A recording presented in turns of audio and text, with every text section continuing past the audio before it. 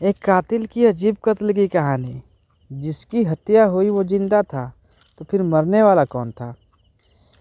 तो चलिए जानते हैं आजीवन कारावास से बचने के लिए भोपाल के एक कैदी की असली कहानी है ये।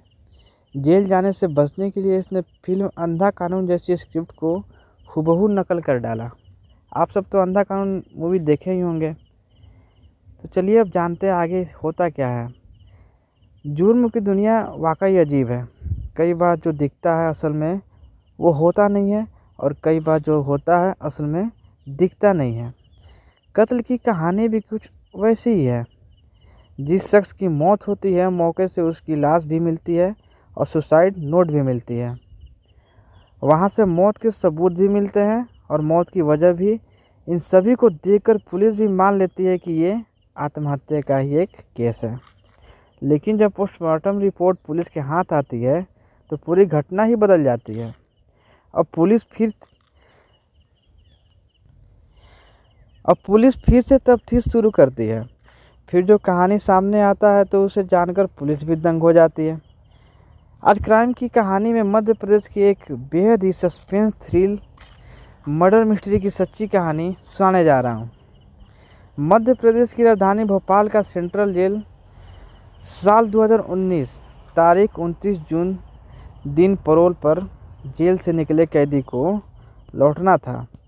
14 दिन की पैरोल पर जाने के बाद जेल प्रशासन को भी उसके लौटने का इंतज़ार था। तभी जेल प्रशासन को लोकल पुलिस से एक सूचना मिलती है। सूचना थी कि उस कैदी की मौत हो गई है। हत्या के केस में उम्र कैद की सज़ा मिलने और जेल की ज़िंदगी से परेशान होकर उसने घर में ही आत्महत्या कर लिया। लेकिन पुलिस ने बताया कि कैदी ने एक सुसाइड नोट भी छोड़ा है। हैंडराइटिंग भी उसी की थी और मौत की वजह भी बताई है। इसलिए अब उसके शव को पोस्टमार्टम कराकर केस को बंद करने की तैयारी है। ये जानकर जेल प्रशासन भी उस कैदी के केस को बंद करने के लिए लोकल पुलिस के फाइनल रिपोर्ट का इंतज़ार करने लगा। जिस कैदी की मौत हुई थी उसका नाम था राजेश परमार। उम्र तकरीबन 34 साल। वह मध्य प्रदेश के भोपाल के नीलबढ़ एरिया के हीरानगर में रहता था। इस पर साल 2014 में एक हत्या का आरोप भी था। उसी केस में इसकी गिरफ्तारी हुई थी। साल 2016 में उसे कोर्ट ने आजीवन कारावास की सज़ा सुनाई थी, जिसके बाद से वो जेल में ही था। उसी समय राजेश के पिता की मौत हो गई थी।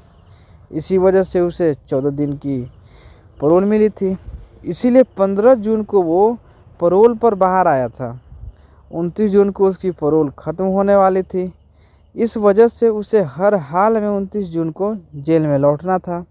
लेकिन 29 जून की सुबह ही उसके घर से आग की लपटें निकलने लगी थी, जिसे देख आसपास के लोगों ने पुलिस को सूचना दी। फायर ब्रिगेड की गाड़ियां भी आई और लोकल पुलिस भी मौके पर पहुंच गए। आग बुझाने पर एक युवक बुरी तरह से जल चुका था। चेहरा और शरीर भी पूरी तरह से जला हुआ था। देखकर ही वो मरा हुआ लग रहा था। फिर भी पुलिस ने आखिरी उम्मीद में उसे तुरंत अस्पताल में भर्ती कराया, जहां डॉक्टरों ने मृत करार कर दिया था उसे। अब सुसाइड नोट से मौत की वजह का पता चला था। अब पुलिस ने घर की तलाशी ली तो एक सुसाइड नोट भी मिली, जिसमें लिखा था कि पिता की मौत होने से वो दुखी था। अब परिवार में कोई उसे पैरोल भी नहीं दिलाएगा। इस वजह से वो अब दुनिया से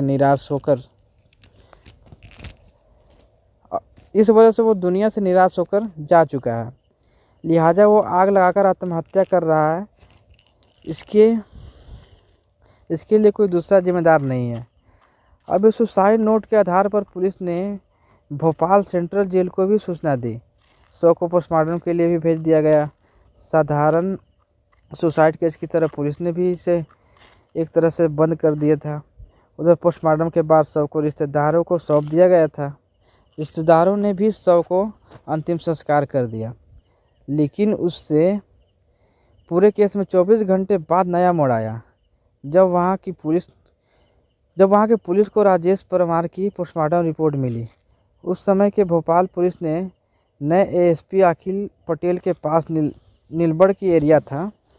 उन्होंने जब पोस्टमार्टम रिपोर्ट देखी तो चौंक गए। रिपोर्ट में लिखा था कि गला दबाने से जान गई है, यानी मौत की वजह आग या धुएं से दम घुटना नहीं, बल्कि गला दबाकर हत्या हुई है। फिर वो इस केस की तफ्तीश में जुटे थे। अब जुट गए थे वो लोग, सारे लोग तुरंत मौके से ही हुई सभी फोटोग्राफी अपने पास मंगवाते हैं।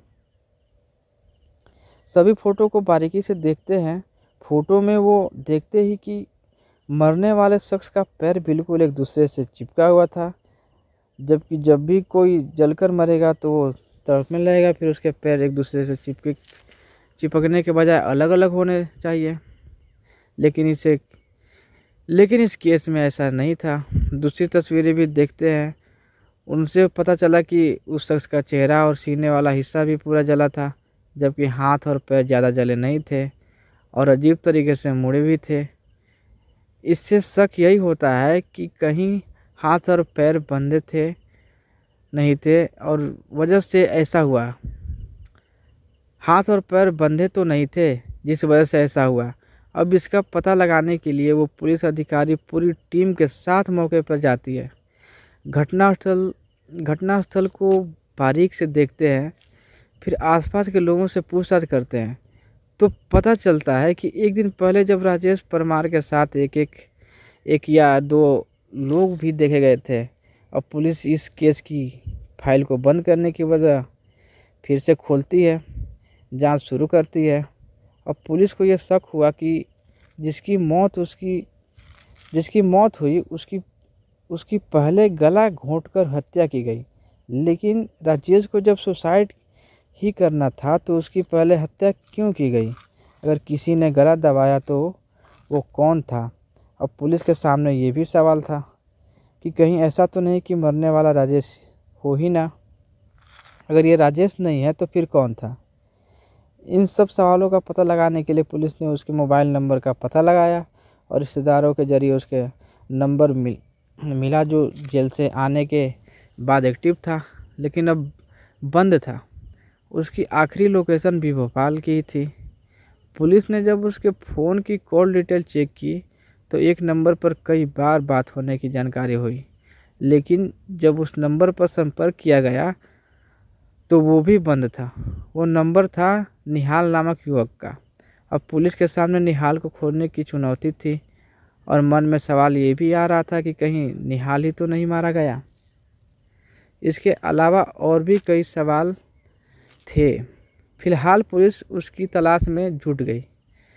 फिर पता चला कि निहाल मूल रूप से बिहार का रहने वाला है और पहले राजेश के मकान में ही किराए पर रहता था, लेकिन कुछ महीने से यहाँ से दूसरे मकान में शिफ्ट हो गया था। अब पुलिस की जांच में निहाल की लोकेशन गुजरात में मिली। इसके बाद पुलिस की एक टीम गुजरात पहुंची और दबोच लिया। इसके बाद जब उससे कड़ाई से पूछताछ हुई तब उसने जो कहानी बताई वो बेहद ही चौंकाने वाली थी। अब कहानी ये थी कि निहाल ने बताया कि जेल से पैरोल और आने के बाद राजेश ने उससे संपर्क किया था। फ़ोन पर बात हुई और वो उससे मिलने भी गया था। बातचीत के दौरान वो काफ़ी परेशान था, इमोशनल भी था, क्योंकि पिता की मौत के बाद उसे अब ज़िंदगी में शायद ही कभी पैरोल मिलने की उम्मीद थी। इसलिए उसने सोचा था कि वो दुनिया की नज़रों में हमेशा के लिए मर जाए और असल में ज़िंदा भी रहे। इसके लिए उसने कुछ क्राइम सीरीज देखी थी, जिसके बाद एक खौफनाक आइडिया अपनाया। इसके लिए उसने घर में रहने वाली एकमात्र माँ को पूजा करने के बहाने 23 जून को ही बाहर भेज दिया था। इसके बाद साजिश रची गई। 29 जून को पैरोल ख़त्म होने के बाद भी उसे जेल नहीं जाना पड़ा, इसलिए 28 जून को ही किसी दूसरे शख्स को अपनी जगह मारकर दूर कहीं चले जाने की तैयारी में जुटा हुआ था वो। इस काम में मदद के लिए उसने मुझे बुलाया, लेकिन मैंने साफ मना कर दिया। उसके बाद उसने 1 लाख रुपए का लालच भी दिया और कुछ पैसे एडवांस भी दी, इसलिए उसके झांसे में आ गया। इस तरह 29 जून को पैरोल ख़त्म होने से ठीक एक दिन पहले यानी 28 जून को हम दोनों की मुलाकात हुई। 28 जून की शाम को ही दोनों घर पर ही फ़ोन छोड़कर घूमने निकले ताकि लोकेशन ट्रेस ना हो। किसी को शक भी ना हो। इसके बाद एक पेट्रोल पंप के पास राजेश को अपने ही उम्र और लंबाई वाला एक युवक मिला।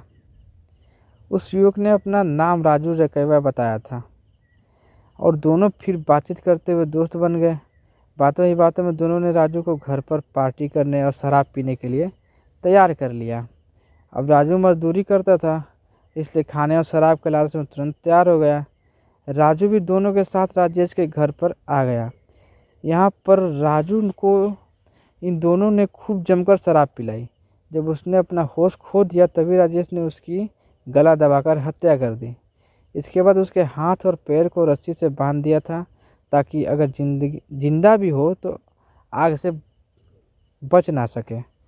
हाथ पैर बांधने के बाद उसने फर्श पर लिटाया, घर में रखी किताबों को उसके ऊपर डाल दिया। फिर राजेश ने खुद ही एक सुसाइड नोट लिखा और उसे कुछ दूरी पर रख दिया ताकि वो सही सलामत पुलिस को सुसाइड के सबूत के रूप में मिल जाए। इसके बाद दोनों बाइक से निकला और इसके बाद दोनों ने बाइक से निकाला और पेट्रोल भी डाला ताकि आग से वो पूरी तरह से जल जाए। चूँकि घर का दरवाज़ा बाहर से बंद होने पर साजिश का शक हो सकता था, इसलिए दोनों ने घर के दरवाजे को अंदर से बंद किया और छत के रास्ते बाहर निकल आए। उसके बाद खिड़की से माचिस जलाकर तीली को अंदर फेंक दिया। इस तरह जब आग की लपटें बढ़ गई तब दोनों एक साथ वहां से फरार हो गए थे। साजिश के तहत राजेश ने निहाल का एक पुराना सिम कार्ड सिर्फ लिया और साउथ इंडिया में चला गया। वहीं निहाल गुजरात आ गया था और पुलिस ने निहाल की कहानी की सच्चाई का पता लगाने की कोशिश करने लगी।